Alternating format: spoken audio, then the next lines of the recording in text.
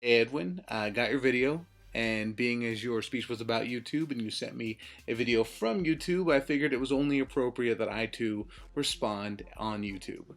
First off, as far as changing your grade is concerned or about your speech or complaints about the speech, it's fairly unethical for me to discuss that over a public forum like YouTube. So if you wanted to speak to me one-on-one about that, I'd be more than happy to actually clarify, explain anything, and we can talk more about raising your grade from what you've received. However, there was one thing that did concern me.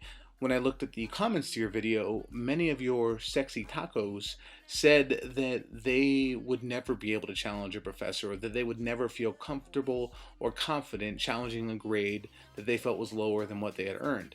So I felt this is a perfect opportunity to say why what you did was the correct way to do it, and what they too can do to correctly challenge a grade in the future.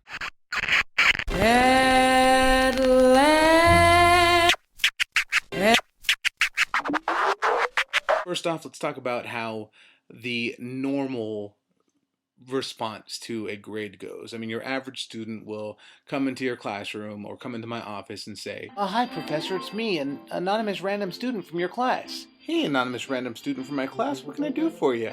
"Well, it appears you gave me the wrong grade on this very important random assignment." "Oh no, that's horrible. Why do you feel I gave you the wrong grade on this very important random assignment?"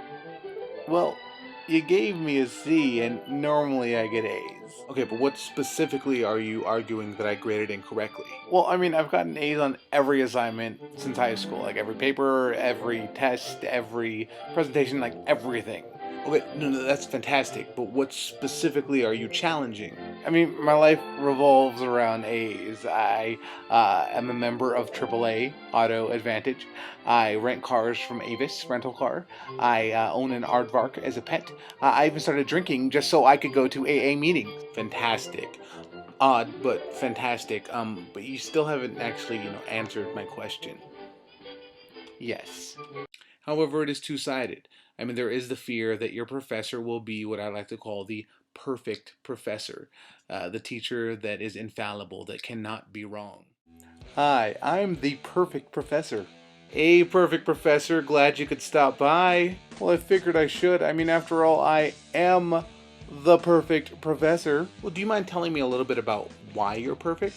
"Well, that's easy. I'm never wrong. Never, never, never, never, never, never, ever, ever, ever, never.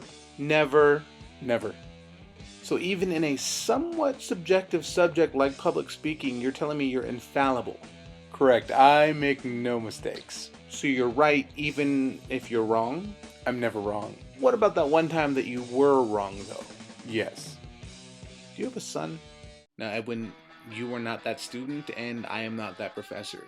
In the end, you showed me that you are committed to this class, that you are willing to stand up for yourself when you feel that you earn something greater, and that you're willing to work hard at whatever it is you're going to give a speech on in the future because of this. You didn't just tell me you deserved a better grade. You took your speech, you analyzed it, you recorded it when I didn't even record your speeches, and you broke it down, showing me that you're willing to put in that extra effort for the grade you think that you deserved. And I applaud that. So to any of you YouTubers out there, or sexy tacos, as Edwin calls it, that are out there watching this, talk to your teachers, figure out what they want. And most teachers are not your enemy. Most of us do want you to succeed. And most of us, hopefully, would be willing to hear a challenge like this.